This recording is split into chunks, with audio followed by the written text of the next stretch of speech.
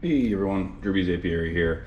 Doing a little bit of a different video. I'm not sure if I'm going to tie this into something else or just make this a standalone, but kind of want to talk a little bit about what I've tried out for the first time this year for harvesting. It's one of these little Vevor honey fillers, which I'll put the link at the bottom. I had seen this online. If I could remember the beekeeper's channel, I would credit him because he had a really helpful video about how to use this. I think it was the Texas Beekeeper, pretty sure. But his video was super helpful, at least seeing how this works compared to some of the competition that's out there. And there's a lot of models that are pretty much the same thing, but maybe with a higher price tag. And I can't speak on behalf of those because they might be actually worth the price that is being asked. However, this is about a third of the price, in some cases even a fourth. But either way, I think this is at least worth looking at. So this is my first year using it. So, you know, I only have the data of trying it out for this year's harvest, but so far it's worked really well. As you can see, you know, you've got the whole system here, the pad that has the scale, you know, it'll weigh, and I'll turn that on here in a second. Basically the hose that's going to connect into here where the actual filler is. And then I have it right now running into a honey bucket. And it's very easy to use. I'm going to probably break this video into clips. This isn't really going to be so much as a how-to, more just like a how to just get you going for the first time if this is something that you pick up, and some problems that I encountered pretty quickly. So I'm going to do just that. So first things first, you know, turning on the device, you know, you kind of see it the second you hit basically the switches on the back side. You turn it on. It's already zeroed out, but if you wanted to tear it, this button that says peel, that's basically the tear. So if I hit that, if there was something already on it, I'm not gonna do it because the second I place something, it's gonna think I'm trying to start going. But that's just tearing the device. You can see below where it says the fill, that is saying the weight that I want to actually set this thing to fill. I will tell you that whatever honey weight you think is like the quantity of, like, you know, whatever jar size you're trying to use, I have found this thing to not be super accurate. So my advice to you is play around with some lower, like, gram weights as you're filling until you zero it down into the exact spot that you want to be, and you can just keep chugging along from there. So just because you think in your mind, oh, well, I need exactly 300 grams per jar, you know, maybe start at a smaller number first, see like how far a jar might fill up, and then you know how to increase it. And increasing and decreasing is super easy. There's a button right here that says set. When you hit set, it basically right there, it's saying what grams you want to do. So if you want to change it to 100, so I typed in 100 and I just hit set again. Set is just confirming it. So you noticed the number changed from 200 to 100. We're going to send it back to 200 here in a second. The most important thing for first time use that is going to throw people off is priming this pump.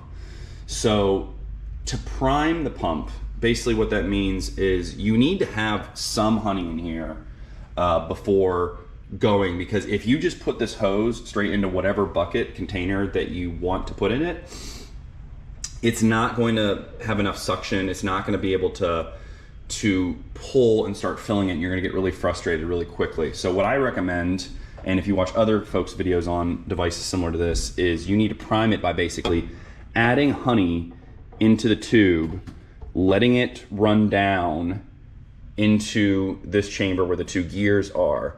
And really, you want, not only do you want this relatively filled, it doesn't have to be completely filled, but as filled as possible, you really want some honey to be like in this section. Like this can all be empty right now, but I'm saying, like, you want enough of this to drip down where you have some here, and you want at least, just like how you see right here, you want at least some in this area. It doesn't have to be completely full, but you know, more is great. And so having something like a squeeze bottle, because you might ask yourself, well, how the heck am I gonna fill this thing? You know, you'll see some people that are using like syringes to insert honey.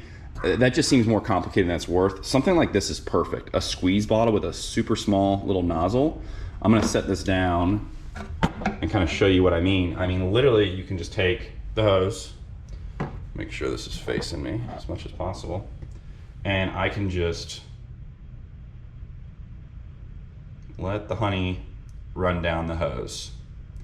And once I put all this in there, I'm gonna show you why this is important, because I'm gonna hit another button on this device that's super important for getting started, or I feel like it's super important to get started.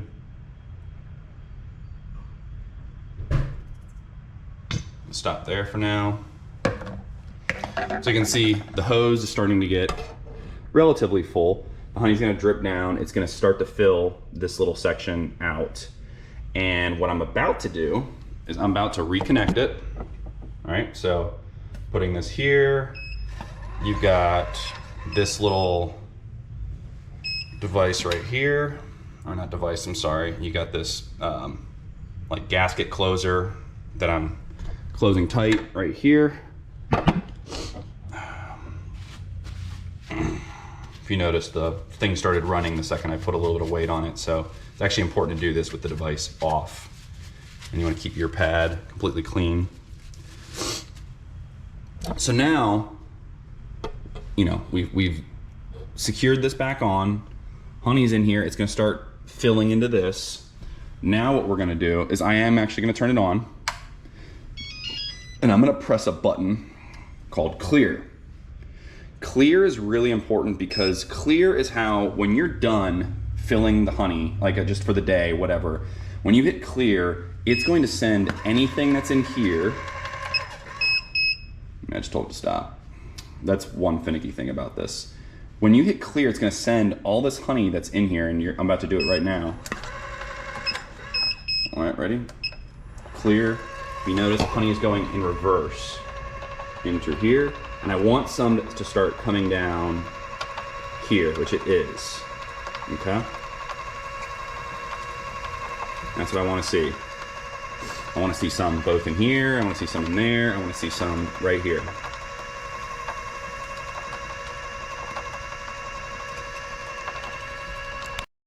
Okay, and now that I have some honey in here, and I probably should get a little bit more, but we're gonna test it. We're gonna test this because I've gotten it working with even just this little, but usually I try to get a little bit more.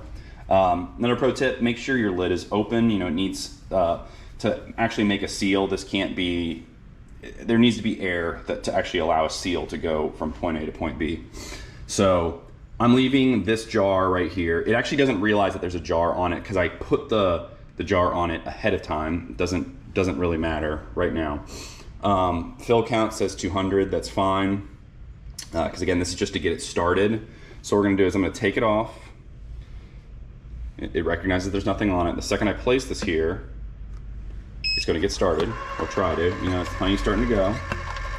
And then if you see, it is now starting to pull honey all the way down here. That wasn't normally gonna be pulled before. Okay? It's very important. So if you know there's no movement here right now, no movement here right now. I mean, there's some, but barely any. It's not able to fill, even though it's trying to. And that's because it's trying to suction up all this honey, which it is. So it just takes a little bit to get going. And I will stop the video here so you're not having to wait for this part, but probably in the next like 30 seconds, this is gonna have caught up to here and it's gonna start flowing.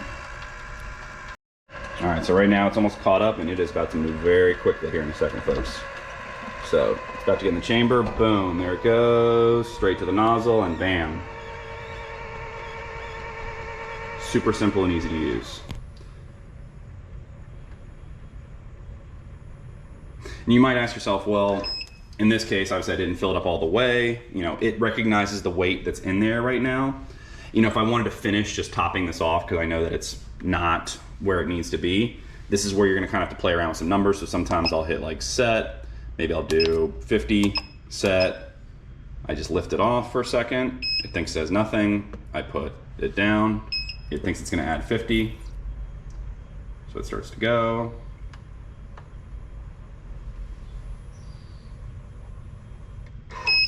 Okay, I did that. I'm gonna do it again. So my estimate was wrong. And you can literally just keep playing with this.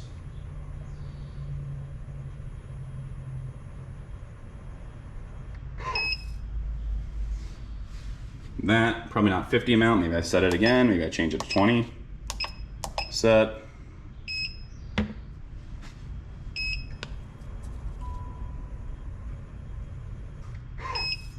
Okay, I mean, pretty straightforward, folks.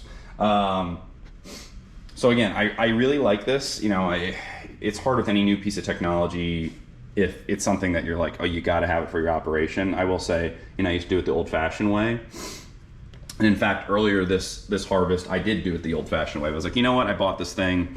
Let's actually take the time to learn how to use it and start to use it. And I will say, you do naturally, as you'd expect, you'd move quicker. So only you can justify spending, you know, a couple $100s, or if you end up buying one of the more expensive branded ones, if that's something that you want, then you know, you can do that, right? So you can justify if there's a reason you want one of these other branded ones, but they really do look pretty much the same. So there might be some upgraded components, and maybe those more expensive ones will last a little bit longer, but I'm willing to gamble on this one for now, and I'll give you an update if, God forbid, something happens to it. So the only other thing to note is, and this isn't like a total negative, but it is what it is.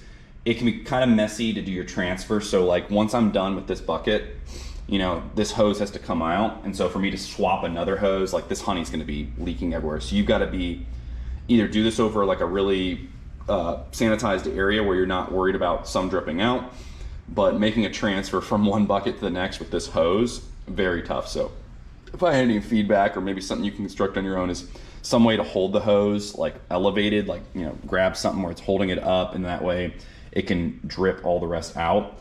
And then you're just starting that process over again. You put the hose in the bucket, you know, you start filling, and then if for some reason you guys get stuck and you're like, hey, it's not suctioning it out, well, it's probably because something's not primed here. It's probably there's not enough honey here, here, and here to get that suction going where it can actually start pulling the honey out of the bucket and actually getting everything to work. So yeah, overall, I'm looking forward to using this more, and I'll give you more updates as they come.